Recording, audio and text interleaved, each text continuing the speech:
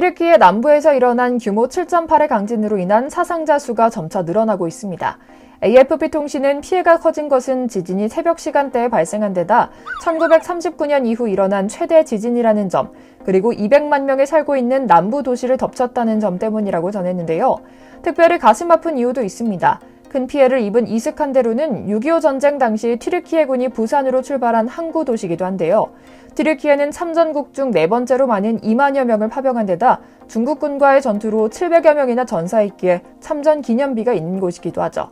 그런데 물론 지진 지역과는 다소 떨어진 동네이긴 하지만 한국에 세운 특별한 건축물은 그 어떤 문제도 없이 우뚝 서 있어서 현지와 서양 전문가들의 극찬을 받고 있다고 하는데요. 전 세계 건설 시작을 휩쓸며 한국과 경쟁하던 일본이 이번에 토목건설 분야에서는 완전히 한국에 밀릴 위기에 처했다고 하죠. 오늘은 튀르키예 지진 피해가 빨리 복귀되길 바라는 마음과 함께 난리통 사이에서도 반짝 빛난 한국의 멋진 성과물에 대한 이야기 이모저모를 전해드리려고 합니다. 잠시 저희 광화문 브리핑 구독 설정도 부탁드리고요. 팀 이순신은 한국의 대형 건설사 2곳이 세계 최장 현수교인 튀르키예 차나칼레 대교를 완공하며 일본의 신기록을 무너뜨리기 위해 붙인 이름입니다. 특히 이 성취는 이순신 대교를 완공하며 전 세계에서 기밀로 꽁꽁 싸매고 알려주지 않던 현수교 기술 자립을 세계에서 6번째로 이룩한 뒤 10년 만에 세계 1위 현수교를 준공했다는 데 의미가 있었는데요. 지진으로 난리통이 난 튀르키예에서도 정밀 진단을 시행했지만 아무런 문제가 발견되지 않자 유럽과 미국 등 기술 선진국과 일본에서 한국의 기술력 성장세에 촉각을 곤두세우고 있다고 합니다. 차나칼레 대교는 여러모로 의미 있는 다리이기도 한데요. 한국은 다리를 완공하며 역사상 최초로 유럽과 아시아를 물리적으로 잇는 구조물을 건설한 첫 국가가 된 겁니다. 교량은 다르다넬스 해협을 사이에 두고 나눠진 차나칼레주의 아시아 측 랍세케 지역과 유럽 측 갤리블루 지역을 연결하는데요. 유럽과 아시아를 잇는 튀르키예 남부의 유일한 연결고리로 관광 명소는 물론이고 세계적인 랜드마크가 될 것이 분명한 곳이기도 하죠. 우리가 지은 이 다리 아래의 해협에서 바로 서양 문명의 토대가 된 그 옛날 그리스 로마 시대의 역사가 쓰였던 것이고요. 한국 기술을 세계에 뽐내며 이번에 안타까운 지진 사이에서도 빛날 수 있었던 것은 또 다른 성과이기도 합니다. 더군다나 한국 건설회사의 자립기술과 국산 자재만으로 세계 최장 현수교를 완성했다는 점이 큰 의미인데요. 그동안 한국은 현장 일은 잘하지만 설계는 잘하지 못한다는 비판이 있었습니다. 두바이에 지은 부르주 할리파나 말레이시아 페트로나스 쌍둥이 빌딩 등도 실제 시공만 맡았을 뿐 설계는 외국 회사가 다 했다는 점을 들어 막연한 비난 세례를 날리는 분들도 계셨으니까요. 그러나 이제는 당당합니다. 순수 한국 기술로 처음부터 끝까지 모두 완성했는데 안전 끝판왕이라는 타이틀까지 얻게 됐으니까요. 실제로 차나칼레 대교는 강풍이 잦고 지진이 일어날 수 있는 단층 지대라는 점을 설계 단계에서부터 각별히 고려했다고 합니다. 강풍의 경우 세계 최고 수준인 초속 91m까지 견딜 수 있는 내풍 안전성을 갖췄다고 하죠. 이게 제가 그냥 숫자를 말씀드려 실감이 나지 않으실 수도 있는데요. 순간 최대 풍속 초속 35m는 기차가 엎어지고 초속 50m는 콘크리트로 만든 집이 붕괴될 정도의 위력이며 2003년 한반도를 강타한 최악의 태풍인 매미는 순간 최대 풍속 초속 60m를 기록했다는 것을 보면 교량은 지구상의 그 어떤 바람도 버텨 교량이 안전하게 지지될 수 있는 정도의 셈입니다. 크기와 규모만큼 투입한 자재의 양도 블록버스터급입니다.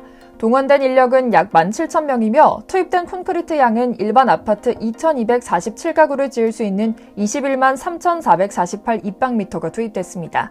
교각을 연결한 철근 케이블을 구성하는 강선의 길이는 16만 2,000km로 지구를 약 4바퀴 돌 수 있는 거리이기도 하죠. 한국의 무용담은 튀르키예가 프로젝트를 발주하는 상황에서 시작합니다. 사실 튀르키예의 건설업은 GDP의 4.6%로 주력기관 사업 중 하나로 손꼽힙니다. 전반적인 기술력은 세계적으로도 딱히 빠지지 않는 수준이란 겁니다. 실제로 튀르키예 건설 업체의 시공 능력 또한 세계 16위로 높은 경쟁력을 가지고 있는데요. 처음에는 튀르키예 정부는 차나칼레 해협의 일반적인 형태의 교량을 건설해보려 했으나 불가능하다는 걸 깨닫고 좌절했다고 합니다. 이곳에 교량을 지으면 지중해와 이스탄불을 잇는 해상 무역 항로가 교각에 막힌다는 엄청난 단점이 있는 데다 워낙 바다의 폭이 넓어 교각이 있는 다리를 건설하더라도 공사 난도가 너무 높다는 결론을 내리게 된 것이죠. 결국 이곳에는 교각이 없는 현수교를 만들어야 했으나 튀르키예의 시공 능력과 경제력으로는 역부족이었습니다. 현수교는 주탑과 주탑을 케이블로 연결하고 케이블에서 수직으로 늘어뜨린 강선에 상판을 매다는 방식으로 짓는 교량인데요. 현존하는 교량 중 가장 긴 경관장을 확보할 수 있지만 시공 및 설계 기술 난도가 너무 높아 유명 시공사들조차 꺼리는 기법이거든요. 결국 튀르키예는 국책 사업으로 차나칼레 대교 프로젝트를 발주할 결심을 하게 됩니다. 당시 튀르키예에서 여러 프로젝트를 담당하고 있던 일본 유명 건설사를 비롯해 세계 유수의 기업에 RFP를 보내게 되는데요. 세계 최장 현수교라는 타이틀과 총 사업비 약 3조 5천억 원 규모의 엄청난 프로젝트에 수많은 건설사가 도전장을 내밀었죠. 최종심에서 가장 유력한 후보로 손꼽힌 것은 일본과 한국 컨소시엄 팀이었습니다. 수주전은 한일 국가 간 대결이었다고 해도 과언이 아니었는데요. 당시 암흑 속에 빠져있던 경제를 살리고자 해외 건설 프로젝트를 수주하는 데 혈안이 되어 있던 일본 정부는 그야말로 필사적으로 매달렸습니다. 일본 총리는 에르도안 대통령과 정상회담을 하는 동안 이 프로젝트에 대해 별도로 언급했으며 입찰 마감 일주일 전에는 장관급 인사를 튀르키예로 파견해 정부를 설득하는 작업까지 했었죠. 일본 정부의 전례 없는 국가적 차원의 지원에도 불구하고 결국 이 프로젝트를 수주한 것은 한국팀이었는데요. 이미 튀르키예에서 고난도의 유라시아 해저터널 프로젝트를 그 어떠한 잡음도 없이 성공적으로 완수했을 뿐만 아니라 예정보다 3개월이나 일찍 마무리한 한국 건설사의 역량과 한국에 제시한 사업 운영 기간이 일본보다 20개월이나 짧았던 점, 튀르키예에서 형제의 나라로 여겨지는 한국을 향한 무한한 신뢰가 이와 같은 결정을 내리게 한 것으로 분석되고 있습니다.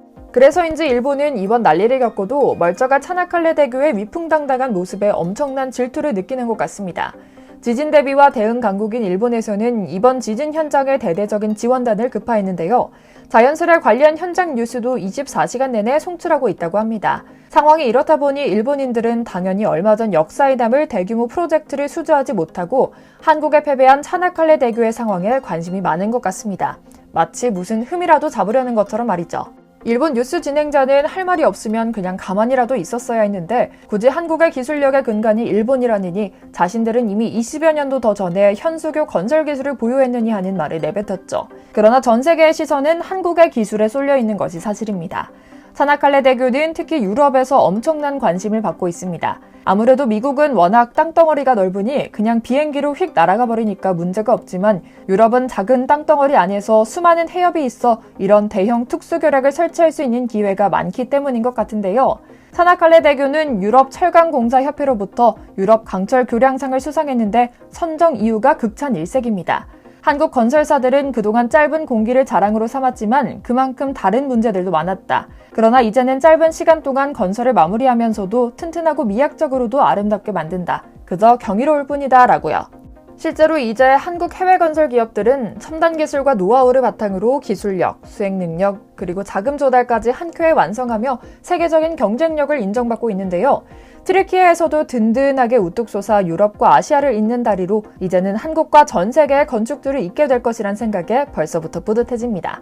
튀르키예가 빨리 피해를 복구하고 다시 멋진 나라로 일어서길, 한국에서 파견한 지원단이 안전하게 활동하고 귀국하길 기원하며 오늘 영상 마치겠습니다. 저희 광화문 브리핑 구독 설정도 부탁드리고요. 시청해주셔서 감사합니다.